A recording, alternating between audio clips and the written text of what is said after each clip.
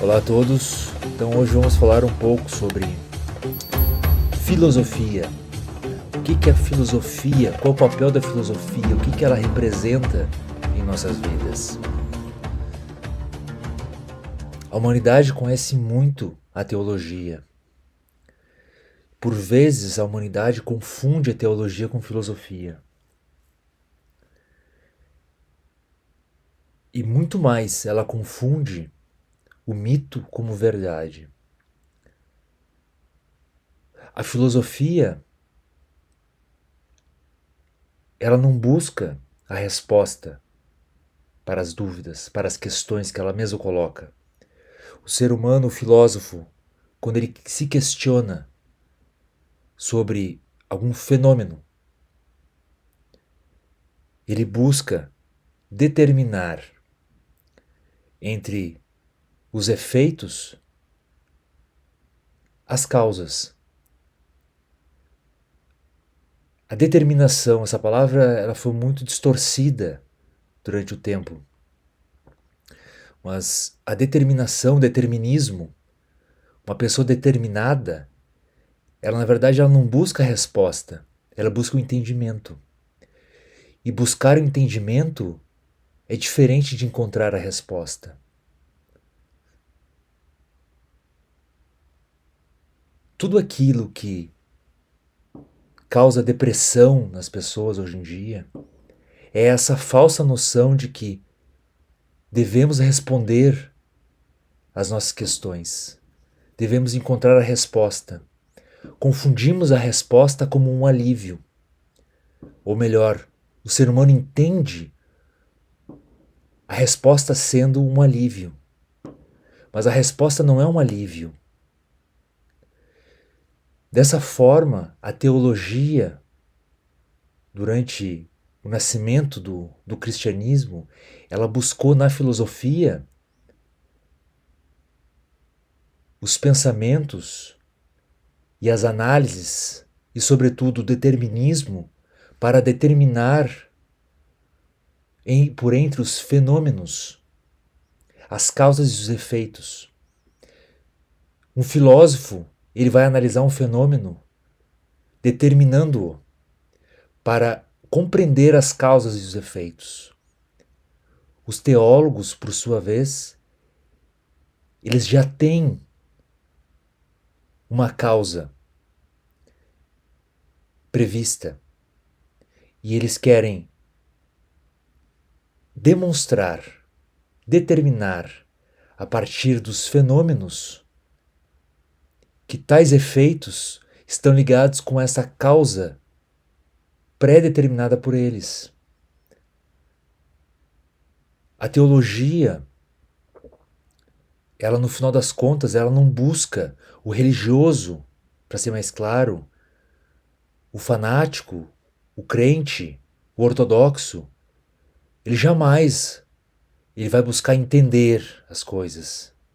Ele vai buscar respostas para que o seu entendimento cesse, para que a sua busca, a sua determinação cesse. Por anos a filosofia ela ficou presa à teologia e ela passou a controlar a filosofia.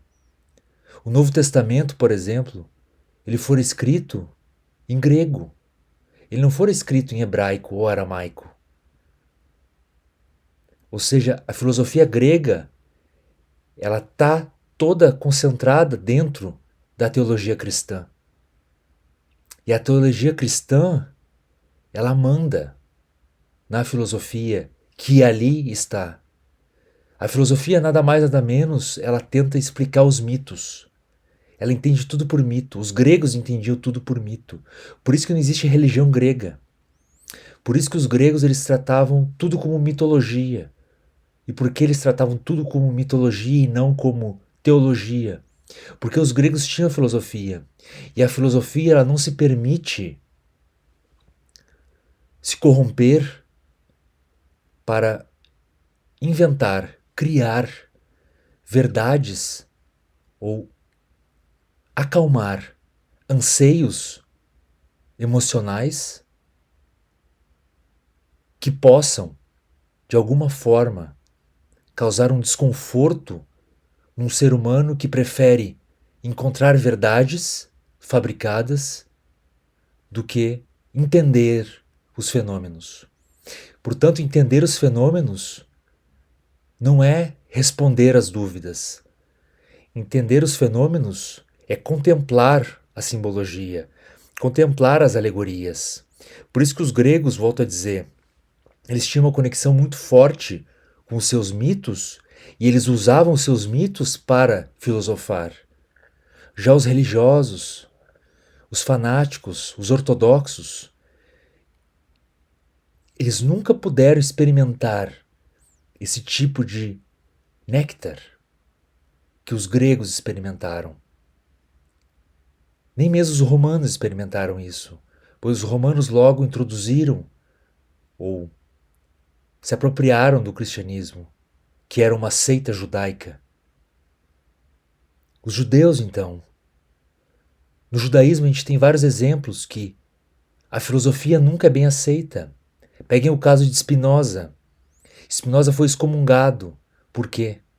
Porque ele começou a se questionar e a discutir Deus a partir do prisma filosófico. E isso colocara tudo em xeque, colocar em xeque a verdade que a teologia judaica já havia proposto. No momento que a filosofia, que o filósofo interior se levanta, o filósofo interior, ele não é mais teólogo, ele não fala mais de teologia, mas sim fala de mitos, de alegorias.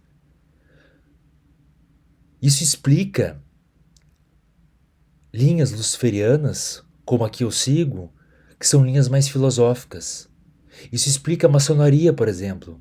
A maçonaria, depois do grau de mestre, existem os graus filosóficos. São filosofias. A teologia ela não cabe mais.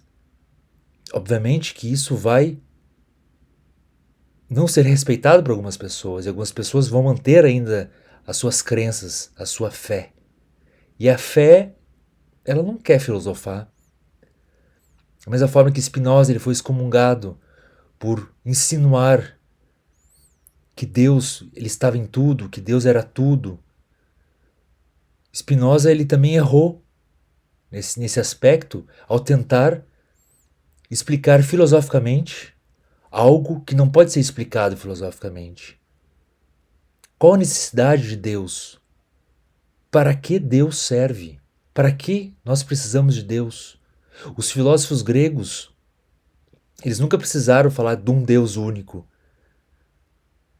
O monoteísmo é uma concentração, uma invenção criada para controlar. Criando um Deus único, não existe competição. Criando um Deus único, existe um único templo. Criando um Deus único, eu posso proibir as pessoas de fazerem os seus rituais em casa e virem no templo, ofertar, dar dízimo. Ou seja, eu controlo. Este controle que a teologia busca, que as religiões buscam, o judaísmo, o cristianismo, o islamismo, é para impedir que as pessoas elas se empoderem no sentido filosófico e passem a viver a filosofia de verdade. Os gregos eles tinham essa compreensão. Mesmo assim, os gregos tinham uma ritualística. Aqui no canal falamos de mundo da ritualística, mundo da alegoria, mundo dos arquétipos. Os gregos eles tinham isso.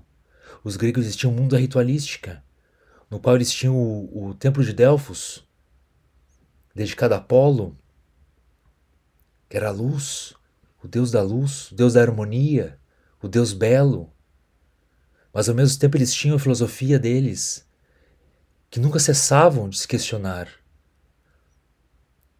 No final das contas, a teologia, ela rouba da filosofia o método determinista para finalizar as questões e assim torná-las ou transformá-las em dogmas.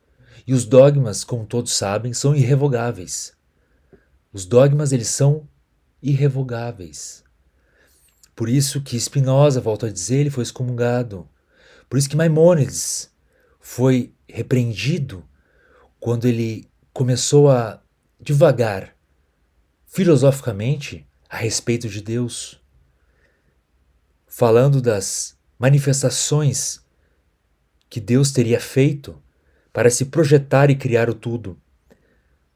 Todos esses filósofos aprisionados que tentaram, diante da teologia, filosofar, foram repreendidos. Maimônides foi prontamente rechaçado. Tiveram notas e notas rabínicas tentando defender Maimônides para que outros rabinos não o punissem, enquanto que Spinoza foi excomungado.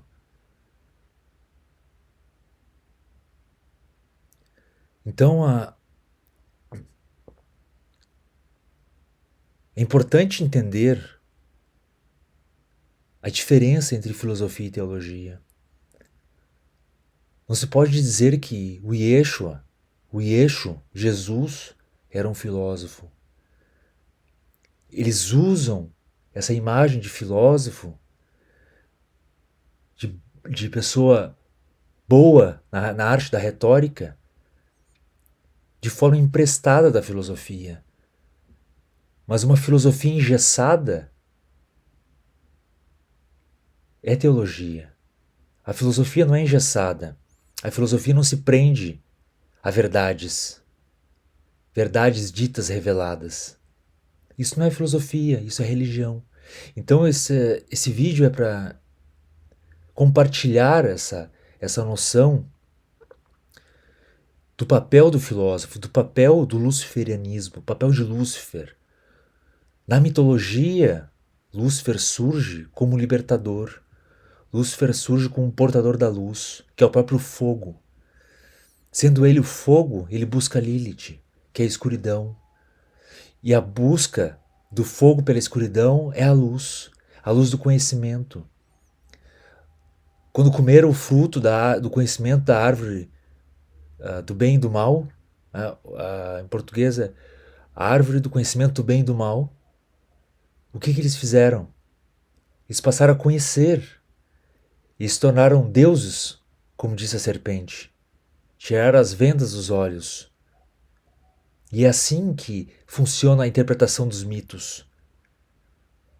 Não é necessário acreditar se existiu uma serpente ou não. Não é necessário acreditar que comeram um fruto de verdade. Na teologia, sim. Na teologia discutem se o fruto era tal fruto, se era trigo. Por exemplo, existem versões que dizem que o fruto era trigo. Trigo mesmo, nem pão, era trigo mesmo. O cristianismo inventou a maçã, mas não é a maçã. Não tá especificado o fruto nas escrituras. Para a filosofia isso não importa o que é. A filosofia ela vai usar esses mitos, essas alegorias, como paisagens para entender a si próprio. O filósofo ele usa a mitologia para entender a si próprio. Da mesma forma que um pintor usa o pincel e as tintas para expressar a sua própria visão. Então, o luciferianismo é isso. O luciferianismo, em sua base, ele não é idólatra. Em sua base, ele é filosofia. Mas sabemos muito bem que a idolatria, ela está no ser humano. Ela vem do ser humano. Seja ele cristão, judeu, satanista, luciferiano, isso faz parte do ser humano. Não é uma teologia, uma religião que vai impedir a idolatria. E também não é seguindo determinada linha de esquerda que a idolatria ela será extinta da pessoa. É apenas com a filosofia, é apenas com um olhar que busca nos fenômenos as causas e os efeitos, para que assim possa ser determinado O que está acontecendo no fenômeno? O que isso pode me ensinar? Conhecimento, ensinamento. O filósofo, portanto, ele não busca a resposta, ele busca um ensinamento. Ele busca um conhecimento, pois o conhecimento não tem fim. Crente, ortodoxo, religioso, sim.